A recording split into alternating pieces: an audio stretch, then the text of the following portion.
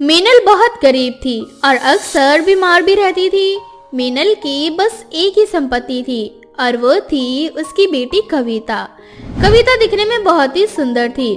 गरीबी के कारण ज्यादा वो पढ़ लिख नहीं पाती, जिस कारण उसे कोई भी काम पर रखने को तैयार नहीं था। और अपनी माँ की बिगड़ती तबीयत को देखकर कविता को कैसे भी काम करना था और पैसे कमाने थे ताकि वो अपनी माँ का इलाज करवा पाए। ऐसे ही एक दिन कविता अपनी एक दोस्त प्रिया से मिलती है और उसे अपनी सारी कहानी बताती है, जिसके बाद प्रिया कहती है, प्रिया, तुझे तो पता है ना कि माँ हमेशा बीमार रहती है और मैं ज्यादा पढ़ी लिखी भी नहीं हूँ। मुझे कोई काम नहीं मिल रहा। छोटा मोटा कोई काम ढूंढती हूँ तो उसमें जितने पैसे मिलते हैं उन पैसों से मैं माँ का इलाज नहीं करवा सकती और न ही घर चला सकती हूँ। मुझे समझ नहीं आ रहा कि मैं क्या करूँ। प्रिया, बहुत ही ज्यादा परेशान हूँ। तुम मुझे अपने साथ कहीं काम पर लगवा दो ना। सुना है कि तुम्हें बहुत अच्छी सैलरी मिलती है। देख, मैं तेरी दिक्कत समझ रही हूँ और जो तेरा हाल है वही हाल मेरा भी है। मैं भी तेरी तरह कम पढ़ी लिखी हूँ और मुझे भी पैसे तो ज्यादा ही चाहिए, क्योंकि जो गरीबी है ना वो कुछ भी करवाने के लिए तैयार हो जाती है और जो काम मैं करती हूँ शायद वो काम तू ना करे। नहीं प्रिया, ऐसी कोई बात नहीं। मैं बहुत मेहनती और सीखने की चाह भी रखती हूँ। कोई भी काम हो मैं हर काम करने को तैयार हूँ। अगर मुझे नहीं भी आएगा ना तो भी मुझसे सीख लूंगी, लेकिन मुझे लगवा दे प्लीज प्रिया। देख कविता, तू जैसा सोच रही ना वैसा कुछ नहीं है। ये काम तू नहीं कर सकती और मेरी बात मान तो किसी और से पूछ ले। प्रिया, तेरी माँ भी तो मेरी माँ है और मेरी माँ भी तो तेरी माँ है। फिर ऐसा क्यों कह रही है यार? प्लीज मुझे लगवा दे ना अपने साथ काम पर। ऐसा कौन सा काम है जो मैं नहीं कर सकती? देख, मैं कोठे पर काम करती हूँ। हर आदमी से मुझे 5,000 रुपए मिलते हैं। ये है मेरा काम। अब तो समझ गई होगी ना तू। रोज रोज खुद के शरीर को बेचना यही काम है मेरा, और ये काम करने के लिए तू तैयार है तो मैं तुझे कल से लगवा देती हूँ। क्या तू ये काम करती है प्रिया? हाँ, मैं ये काम करती हूँ। देख, हम बहुत गरीब हैं। हमारे बाप दादा इतना पैसा छोड़ के नहीं गए कि हम आराम से टाइम पास करते रहे और पैसा कमाते रहे। हमें तो खुद से शुरुआत करनी है और बहुत ही कम समय में ज्यादा पैसा कमाने का एक रास्ता मुझे जो मिला है वही करती हूँ। और कहीं ना कहीं मेरे घर की जो आर्थिक हालत ठीक हुई है वो बस इसी कारण से हुई है। समाज में कोई नहीं जानता कि मैं क्या काम करती हूँ। लोगों को ये नजर आता है कि बस मैं पैसे लेकर आती हूँ। लेकिन ये काम प्रिया मुझसे नहीं होगा। मैं नहीं कर सकती ये सब। अच्छे से जानती हूँ कि तू नहीं कर सकती, इसीलिए तुझे नहीं बता रही थी। बाकी अगर तुझे करना हो तो बता देना मुझे। कविता ना चाहते हुए भी प्रिया की बात को सोचने लगती है और आखिरकार कविता तैयार हो जाती है कोठे पर काम करने के लिए। ऐसे ही रात को कविता अच्छे से तैयार होती है। तभी मीनल उससे कहती है, अरे कविता बेटा, इतनी रात को तैयार होकर कहाँ जा रही है? माँ, वो मुझे इवेंट का काम मिला है तो ये काम ना सिर्फ नाइट में होता है और इसी समय जाना होता है।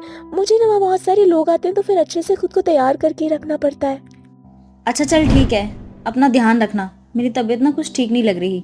मैं जा रही हूँ सोने के लिए और दरवाजा बाहर से ही बंद कर देना। कम से कम अगर तुझे रात में देरी भी हो जाती है आने में तो तू खुद दरवाजा खोल लेगी।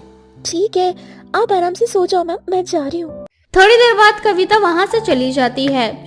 शुरू में कविता को बहुत तकलीफ होती है, लेकिन धीरे धीरे कविता खुद को उस माहौल में ढाल लेती है। ऐसे ही एक दिन कविता जिस कोठे में काम करती है उसी कोठे के सामने एक कार खड़ी थी। उस कार में 4-5 लड़के थे, जिनमें से एक लड़का जिसका नाम अर्जुन था, उसका बर्थडे था। उसके सभी दोस्त उसे बर्थडे पर उस कोठे के सामने ले आते हैं और उससे कहते हैं, देख भाई, तेरा आज बर्थडे है और तेरे बर्थडे पर ना हम तुझे सरप्राइज देना चाहते हैं। अरे यार, मेरे बर्थडे पर ये कौन सी हवेली के आगे खड़ा कर दिया तुम लोगों ने मुझे। अबे साले, तूने आज तक एक बंदी तो बनाई नहीं, इसलिए ना बिना बंदी के भी तुझे हम असली स्वाद चखाने के लिए इस कोठे के सामने लेकर आए हैं। यहाँ ना एक से बढ़कर एक सुंदर लड़कियां मिलती हैं। तू जिस पर हाथ रखेगा ना उस लड़की को हम तेरे आगे लाकर खड़ा कर देंगे। और पैसे की चिंता मत कर, आज ये जो ट्रीट है ना वो हमारी तरफ से है। अरे यार, ये सब क्या है? मुझे नहीं पसंद यार, और मैं ना यहाँ से जा रहा हूँ यार। अरे यार, एक बार मिलकर तो देख, फिर कैसे तेरा दिल नहीं करता इन सारी चीजों के लिए। देख यार, ये सब ना गलत है और पैसों से किसी का जिस्म खरीदना भी गलत है। तुम लोगों को करना है तो तुम करो, मैं तो चला यहाँ से। मतलब तुम हमारे लिए इतना नहीं कर सकते? हाँ, अबे तू मर्द है ना मर्द है? अबे बकवास मत कर, समझा? अर्जुन के दोस्त उसे किसी न किसी तरीके से मना लेते हैं और अर्जुन अंदर आता है। अर्जुन को कमरे के अंदर भेज दिया जाता है जहाँ पर कविता होती है। कविता अर्जुन को देखकर उससे कहती है, साहब मुझे ना हॉस्पिटल जाना है, मेरी माँ बहुत बीमार है। आपको जो करना है जल्दी करो और मुझे पैसे दो। क्या तुम्हारी माँ बीमार है और तुम ये सब कर रही हो? कोई अपनी मर्जी से नहीं करता, ये मेरी मजबूरी है। मेरी माँ हॉस्पिटल में है और मुझे जल्द से जल्द हॉस्पिटल जाना है। प्लीज आप मुझे पैसे दे दो, मैं वादा करती हूँ कल मैं खुद आपके पास हाजिर हो जाऊंगी। देखो तुम चिंता मत करो, मैं वैसे भी ये सब कुछ करने नहीं आया था। बाकी तुम मेरे साथ हॉस्पिटल चलो, मैं तुम्हें हॉस्पिटल छोड़ देता हूँ। सच में? हाँ बाबा सच में, चलो मेरे साथ। इस तरह से अर्जुन कविता को अपनी गाड़ी में बिठाता है और उसे हॉस्पिटल ले जाता है। अर्जुन बार बार कविता को ही देख रहा था। कविता दिखने में बहुत ही ज्यादा सुंदर थी और उसका मासूम सा चेहरा बार बार अर्जुन को अपनी ओर खींच रहा था। कहीं न कहीं इशारा एक प्यार की ओर ही था। अर्जुन को पहली नजर में ही कविता से प्यार हो जाता है। थोड़ी देर बाद अर्जुन कविता दोनों अस्पताल पहुंचते हैं। अर्जुन कविता की माँ के इलाज का सारा पैसा देता है। ऐसे ही समय बीतता जाता है। अब कविता और अर्जुन दोनों आए दिन एक दूसरे से मिला करते। धीरे धीरे अर्जुन और कविता दोनों एक दूसरे से प्यार करने लगते हैं, जिसके बाद अर्जुन कविता से कहता है, कविता मैं तुमसे एक बात कहना चाहता हूँ। तुम्हारी मजबूरी थी जिस कारण तुम्हें ये काम करना पड़ा, लेकिन अब ये काम बंद कर दो। अब मैं तुम्हारे जीवन में आ चुका हूँ। मैं तुम्हारा हाथ थामना चाहता हूँ, तुम्हें अपनी धर्म पत्नी बनाना चाहता हूँ। देखो अर्जुन, शादी बहुत बड़ी जिम्मेदारी होती है और तुम्हें पता है मैं एक कोठे वाली हूँ और ये पूरा समाज ना तुम पर थूकने लगेगा। तुम्हारी बहुत बदनामी होगी अगर तुम्हारा नाम मेरे साथ जुड़ गया तो। देखो मुझे नहीं पता कि कौन क्या सोचता है और क्या नहीं, और वैसे भी मैं शहर में नहीं रहता। मैं जिस शहर में रहता हूँ ना, वहाँ तुम्हें कोई नहीं जानता, और वहाँ तुम कविता नहीं बल्कि कविता अर्जुन सिंह के नाम से जानी जाओगी। इस तरह से कविता और अर्जुन दोनों अपनी रजामंदी से शादी कर लेते हैं, जिसके बाद कविता और अर्जुन दोनों मिलकर अपनी एक नई जिंदगी की शुरुआत करते हैं और हंसी खुशी अपने जीवन में आगे बढ़ते हैं। नेहा और निखिल एक दूसरे से बहुत प्यार करते थे।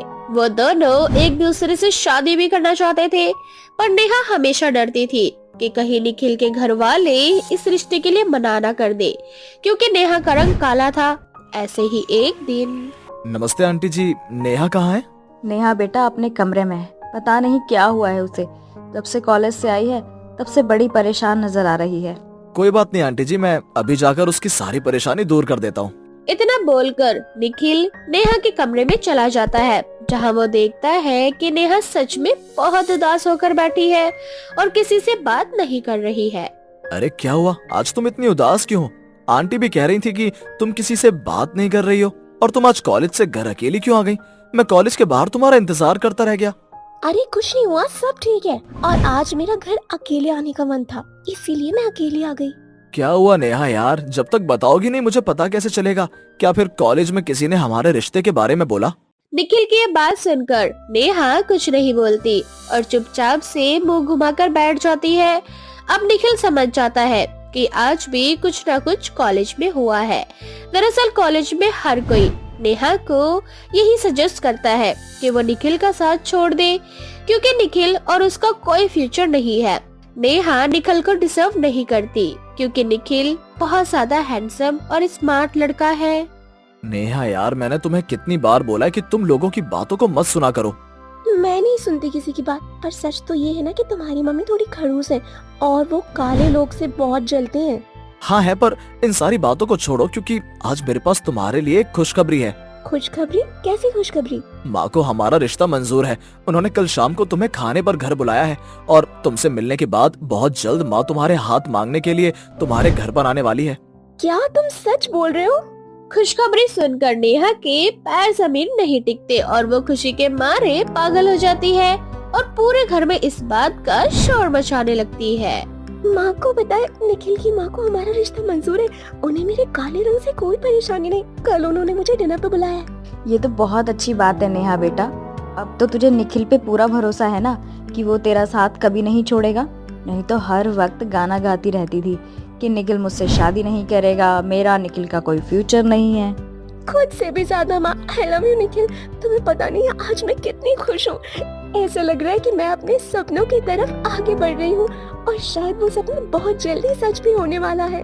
अब अगली रात को नेहा डिनर के लिए निखिल के साथ उसके घर पर जाती है, जहाँ निखिल की माँ रचना अपने होने वाली बहू का काला रंग देखकर तिलमिला उठती है, पर चाहकर भी अपना गुस्सा जाहिर नहीं कर पाती और नेहा से बात करती है।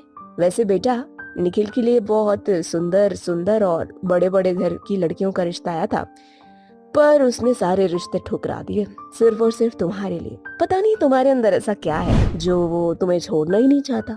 मेरा बेटा तुमसे सुंदर लड़की डिजर्व करता है। कहाँ तुम काली कोयले जैसी और कहाँ मेरा बेटा बिल्कुल चांद का टुकड़ा। माँ, आप किस तरह की बातें कर रही हो नेहा से? निखिल शांत हो जाओ, सब ठीक है। नेहा अपनी होने वाली सास की सारी बातों को नजरअंदाज कर देती है। अब बहुत जल्द ना चाहते हुए भी रचना निखिल का रिश्ता लेकर नेहा के घर जाती है और उन दोनों की शादी फिक्स हो जाती है। समय यूं ही बीतता जाता है और देखते ही देखते शादी का दिन पास आने लगता है। मैं क्या कह रही थी कि मेरा इकलौता बेटा है निखिल और तुम्हारी भी नेहा इकलौती बेटी है, तो क्यों ना हमने इन दोनों की शादी बड़े धूमधाम से करवाएं और इस हल्दी की रस्म को इतना शानदार बनाएं कि सब देखते ही रह जाएं। क्यों नहीं बहन, हर माँ का अरमान होता है कि उसकी बेटी की शादी सबसे अच्छी हो। रचना के कहने पर नेहा की माँ मान जाती है और लड़का लड़की की हल्दी की रस्म एक जगह होती है, जहाँ रचना अपनी हल्दी में किसी तरह का केमिकल मिलाकर नेहा की माँ को दे देती है। और जब नेहा की माँ नेहा को हल्दी लगाती है तो नेहा के पूरे शरीर में जलन होने लगती है। माँ, हल्दी में क्या मिला है? पूरे शरीर में मेरी जलन मच रही है, मैं जल्दी से नहा लूं क्या? नेहा बेटा, ये हल्दी तेरे ससुराल से आई है और हल्दी की रस्म अभी शुरू होने वाली है और देख कितने सारे लोग आए हैं जो तुझे हल्दी लगाकर इस रस्म को सेलिब्रेट करना चाहते हैं। हल्दी की रस्म चली रही होती है कि तभी रचना नेहा के पास आती है और उसे दर्द में तड़पता देख मन ही मन खुश होती है और नेहा की माँ से कहती है, हमारी बहू रानी कैसी है? क्या मैं भी अपनी बहू को हल्दी लगा सकती हूँ? हाँ, पर क्या समधन जी? कैसे कहूँ आपसे, पर आपने जो हल्दी दी है शायद वो सही नहीं है। नेहा बता रही थी उसके शरीर पे बहुत जलन हो रही है, इसीलिए मैंने नेहा को हल्दी साफ करने के लिए कह दिया। इसका मतलब आप मुझ पर इल्जाम लगा रही हैं कि मैंने हल्दी में कोई ऐसी चीज मिला दी जो आपकी बेटी की जान के लिए ठीक नहीं है? हाँ रचना जी, आप बेकार में नाराज हो रही हैं। मेरा ये कहने का बिल्कुल भी मतलब नहीं था। तो कहना क्या चाहती हैं आप? साफ साफ कहिए ना। आप मुझ पर झूठा इल्जाम लगाना चाहती हैं, तभी तो इस तरह की बातें कर रही हैं। इस तरह से रचना छोटी सी बात का पतंगड़ बनाने लगती है ताकि वो इस रिश्ते को तोड़ सके, पर निखिल अपनी माँ की सारी चालाकी को समझ जाता है। जब वो नेहा से मिलता है तो वो देखता है कि नेहा के पूरे शरीर पर रैशेस थे और ये निशान चीख चीख कर यही कह रहे थे कि रचना ने हल्दी में कुछ मिलाया है। माँ, आवाज ऊंची कर लेने से सच्चाई झुटलाई नहीं जा सकती। माना कि जो हल्दी आपने बनाई थी वही मैंने भी लगाई है, मुझे कुछ नहीं हुआ। और नेहा के शरीर में निशान, इससे तो साफ जाहिर होता है ना माँ कि आपने नेहा को हल्दी देते समय कुछ मिलाया ताकि ये हल्दी की रस्म अधूरी रह जाए और मेरी नेहा की शादी भी। बेटा, मैं ऐसा क्यों करूँगी?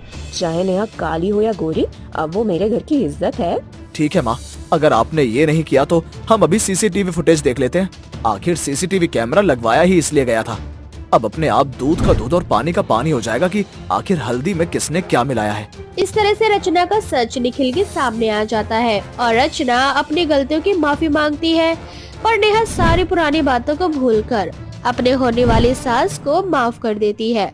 साथ ही साथ में निखिल को भी समझाती है, जिसके बाद रचना को अपनी गलतियों का पछतावा होता है और वो दिल से अपनी बहू को अपना लेती है।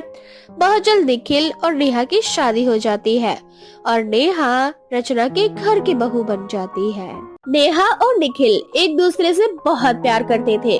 वो दोनों एक दूसरे से शादी भी करना चाहते थे, पर नेहा हमेशा डरती थी कि कहीं निखिल के घर वाले इस रिश्ते के लिए मना ना कर दे, क्योंकि नेहा का रंग काला था। ऐसे ही एक दिन। नमस्ते आंटी जी, नेहा कहाँ है? नेहा बेटा अपने कमरे में है, पता नहीं क्या हुआ है उसे। जब से कॉलेज से आई है तब से बड़ी परेशान नजर आ रही है। कोई बात नहीं आंटी जी, मैं अभी जाकर उसकी सारी परेशानी दूर कर देता हूँ। इतना बोलकर निखिल नेहा के कमरे में चला जाता है, जहां वो देखता है कि नेहा सच में बहुत उदास होकर बैठी है और किसी से बात नहीं कर रही है। अरे क्या हुआ, आज तुम इतनी उदास क्यों हो?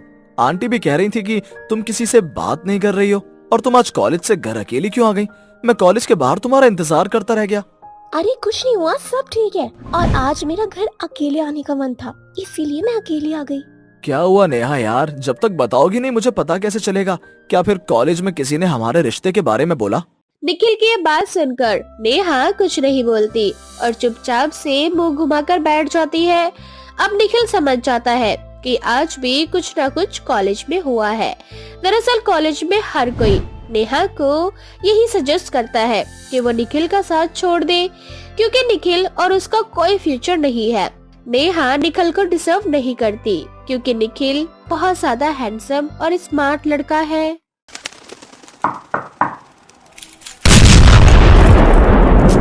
चूचू चिड़िया की कहानी। सुंदरबन जंगल में कालू कौवा अपनी पत्नी चिंकी चिड़िया के साथ रहा करता था। कालू कौवा और चिंकी चिड़िया की शादी को पूरे 5 साल हो चुके थे। चिंकी अपने पति के साथ बेहद खुश थी, लेकिन चिंकी चिड़िया की खुशहाली भरी जिंदगी एक कांटा थी, उसकी ननद टुनटुनी चिड़िया। क्योंकि चिंकी चिड़िया और टुनटुनी चिड़िया की बिल्कुल भी नहीं बनती थी। जब देखो तब टुनटुनी चिड़िया चिंकी चिड़िया से लड़ाई करने के बहाने ढूंढा करती, तो वहीं चिंकी चिड़िया भी टुनटुनी चिड़िया से कम बातें किया करती।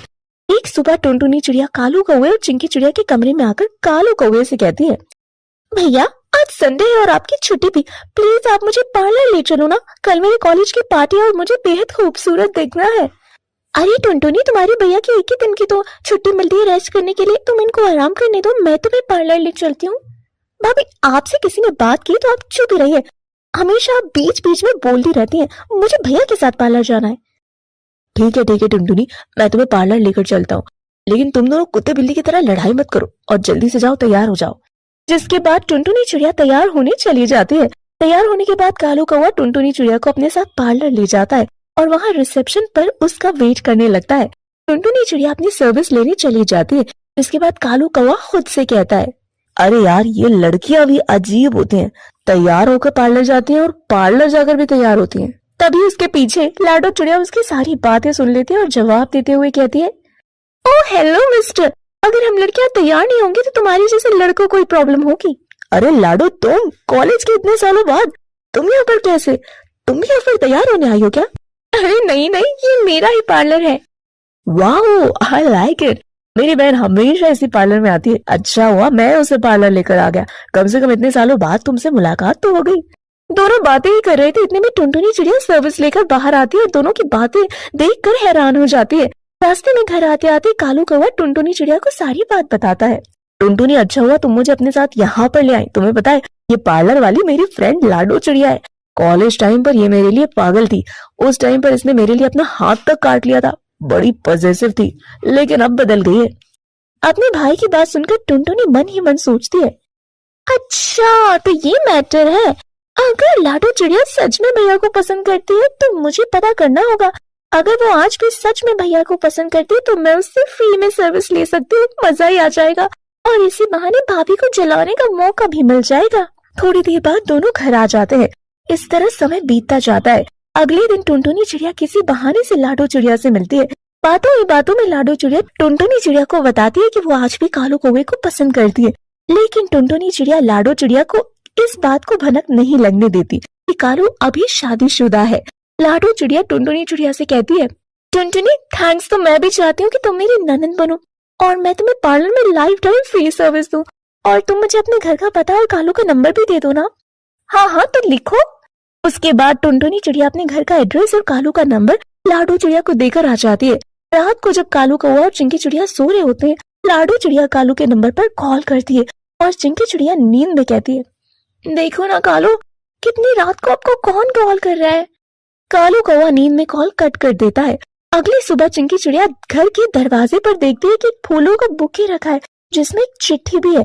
उस चिट्ठी को पढ़ते हुए चिंकी कहती है, देखो तो जरा ये बुके और चिट्ठी किसके लिए आई है। मेरी प्यारी कालू, तुम इन फूलों की तरह हमेशा मुस्कुराती रहो। तुम्हारी लाडो ने मेरी ननद टुनटुनी के लिए फ्री फेशियल वाउचर भेजा है, उसे वाउचर दे देना। चिंकी पढ़ते ही जोर जोर से चिल्लाने लगती है, कालू जी, कालू जी। चिंकी चिड़िया के चिल्लाने की आवाज सुनकर कालू कौवा जल्दी से आकर कहता है, क्या हुआ, क्यों चिल्ला रही हो चिंकी? ये सब क्या है और ये लाडो कौन है और ये वाउचर यहाँ किसने भेजा? अच्छा, तो ये लाडो ने भेजा है। मेरे कॉलेज टाइम की फ्रेंड है, उसका खुद का पार्लर है ना। अच्छा, तो मेरी सौतन का पार्लर है, कहीं ये वही पार्लर तो नहीं जिसमें टुनटुनी चिड़िया जाती है। चिंकी चिड़िया की बात सुनकर कालू कौवा मन ही मन सोचने लगता है, इसको कैसे पता कि लाडो इसकी सौतन थी, मतलब मेरी एक्स थी। जरूर टुनटुनी चिड़िया ने बताया होगा। ये टुनटुनी भी ना। चिंकी, तुम्हें कैसे पता चला कि वो तुम्हारी सौतन है? क्योंकि इस बुके में लिखा है, इसमें लिखा है, मेरे प्यारे कालू, तुम इन फूलों की तरह हमेशा मुस्कुराते हो। तुम्हारी लाडो और मेरी ननन टुनटुनी के लिए मैंने फेशियल वाउचर फ्री भेजा है, उसको दे देना। चिंकी चिड़िया गुस्से में अपना सारा सामान लेकर घर छोड़कर जाने लगती है, लेकिन कालू कौवा चिंकी चिड़िया से माफी मांगकर उसे रोक लेता है, जिसके बाद कालू की खातिर चिंकी चिड़िया रुक जाती है। और उसी दिन कालू कौवा सोच लेता है कि उसे लाडो चिड़िया के पास जाकर बात क्लियर करके आनी चाहिए। जब दिन के समय चिंकी चिड़िया सो रही होती है तो वो मौका देखकर लाडो चिड़िया के पार्लर पहुंच जाता है, लेकिन चिंकी चिड़िया जागी हुई थी। वो अपनी आंखें खोलकर खुद से कहती है, जरूर ये उस सौतन से मिलने के लिए पार्लर गए होंगे। आज मैं इनको रंगे हाथ पकड़कर इनको तलाक ही दे दूंगी। इतना बोलकर चिंकी चिड़िया कालू कौवे के पीछे पीछे लाडो चिड़िया के पार्लर पहुंच जाती है। अपने पार्लर में कालू कौवे को आता देख लाडो चिड़िया बेहद खुश होती है और मन ही मन कहती है, वाओ, मेरे एक फोन कॉल और एक लव लेटर ने इतना कमाल दिखा है कि कालू जी तो मुझसे मिलने पार्लर आ गए। मुझे पता था कालू जी भी मुझसे प्यार करके और मेरे बिना नहीं रह सकते। इतना बोलकर लाडो चिड़िया कालू कौवे के जबरदस्ती गले लग जाती है। इतने में चिंकी चिड़िया उन दोनों को गले लगता हुआ देख लेती है। अच्छा, तो मेरी सौतन के पार्लर में भी ये सब होता है। कालू जी, मुझे ये उम्मीद आपसे बिल्कुल नहीं थी। अपने सामने चिंकी चिड़िया को देखकर लाडो चिड़िया और कालू कौवा घबरा जाते हैं। कालू कौवा अपनी सफाई देते हुए कहता है, चिंकी, तुम जैसा सोच रहे हो ऐसा कुछ भी नहीं है। मैं तो लाडो चिड़िया को समझाने आया था। कालू जी, तेरी जान, आप इनको क्यों समझा रहे? ये कौन है? अरे तुम चुप रहो मेरी माँ, ये मेरी बीवी है, इसका नाम चिंकी है। अच्छा, पर टुनटुनी ने तो मुझे ये नहीं बताया कि तुम शादीशुदा हो, तभी तो मैं तुमसे पैचअप करना चाह रही थी। लाडो चिड़िया की बात सुनकर चिंकी चिड़िया को सब समझ आ जाता है कि ये सब कुछ टुनटुनी का किया धरा है। चिंकी चिड़िया कॉल करके टुनटुनी को भी पार्लर बुलाती है। टुनटुनी के पार्लर आते ही चिंकी चिड़िया टुनटुनी से कहती है, माना टुनटुनी कि हम दोनों में ज्यादा नहीं बनती, पर इसका मतलब ये नहीं कि तुम मेरी सौतन के पार्लर से फ्री ट्रीटमेंट लेने के लिए मेरे पति का इस्तेमाल करो। तुमको ये सब करते हुए जरा भी शर्म नहीं आई? बोलो टुनटुनी, तुमने मुझसे इतना बड़ा झूठ क्यों कहा? क्यों नहीं बताया कि तुम्हारा भाई शादीशुदा है? चिंकी भाभी, लाडो, कालू भैया, आप तीनों मुझे माफ कर दीजिए। मैंने ये सब भाभी को छुड़ाने के लिए किया था। मैंने सोचा इस तरह से झूठ बोल के फ्री ट्रीटमेंट भी ले लूं, लेकिन मुझे नहीं पता था कि बात इतनी ज्यादा आगे बढ़ जाएगी। अरे बेवकूफ, तेरी वजह से आज मेरी बीवी और मेरी एक्स आमने सामने खड़ी, मेरा तलाक होते होते बच गया। ये सारी बातें सुनकर टुनटुनी चिड़िया को सचमुच अपनी गलती पर एहसास हो जाता है और वो सबके सामने अपनी गलती की माफी मांगती है। चिंकी चिड़िया टुनटुनी चिड़िया को माफ कर देती है। उस दिन के बाद से टुनटुनी चिड़िया अपनी भाभी से लड़ाई झगड़े करने के कभी मौके नहीं ढूंढती और हमेशा सभी के साथ खुशी खुशी रहती है। लाडो चिड़िया भी सभी के सामने कालू कौवे से माफी मांगती है। कालू, मुझे माफ कर देना, मेरी वजह से तुम्हारी लाइफ में इतनी प्रॉब्लम क्रिएट हुई। और सच तो ये है कि मैं आज भी तुमसे बेहद प्यार करती हूँ, पर मैं तुम्हारा बसा बसाया घर नहीं उजाड़ना चाहती। और चिंकी, तुम भी मुझे माफ कर देना, और मेरे पार्लर में कोई सर्विस चाहिए तो अपने सौतन के पार्लर में हमेशा तुम्हारा स्वागत है। इतना सुनकर चिंकी चिड़िया बिना कुछ बोले अपने पति ननंद को लाडो चिड़िया के पार्लर से बाहर लेकर आ जाती है और फिर कभी दोबारा टुनटुनी चिड़िया को लाडो चिड़िया के पार्लर में जाने की इजाजत नहीं देती। दोस्तों, ये थी हमारी आज की कहानी। दोस्तों, क्या आपको पता है कालू कौवे की एक्स का क्या नाम था? दोस्तों, अगर आपको पता है तो आप अपना आंसर हमें कमेंट सेक्शन में कमेंट करके जरूर बताएं। साथ ही वीडियो को लाइक जरूर करें और ऐसी ही मजेदार कहानियां रोजाना देखने के लिए मेरे चैनल को सब्सक्राइब करना बिल्कुल भी ना भूलें।